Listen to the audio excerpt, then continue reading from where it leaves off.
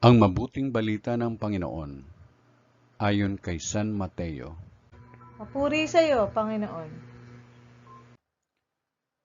Noong panahong iyon, nang makita ni Jesus ang napakakapal na tao, umahon siya sa bundok. Pagkaupo niya'y lumapit ang kanyang mga alagad, at sila'y tinuruan niya ng ganito: Mapalad ang mga aba na wala nang inaasahan kundi ang Diyos, sapagkat makakasama sila sa kanyang kaharian.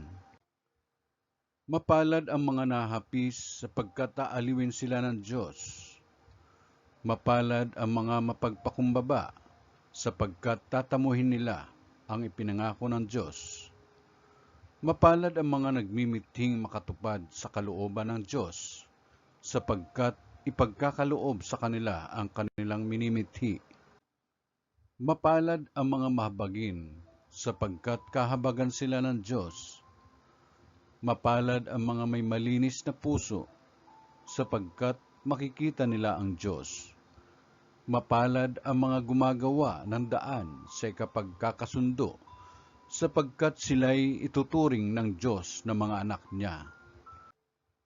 Mapalad ang mga pinag-uusig dahil sa kanilang pagsunod sa kalooban ng Diyos, sapagkat makakasama sila sa kanyang kaharian.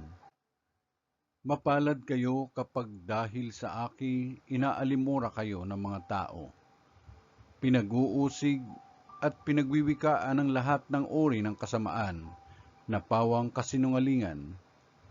Magdiwang kayo at magalak, sapagkat malaki ang inyong gantimpala sa langit. Ang mabuting balita ng Panginoon. Pinupuri ka namin, Panginoong Kristo.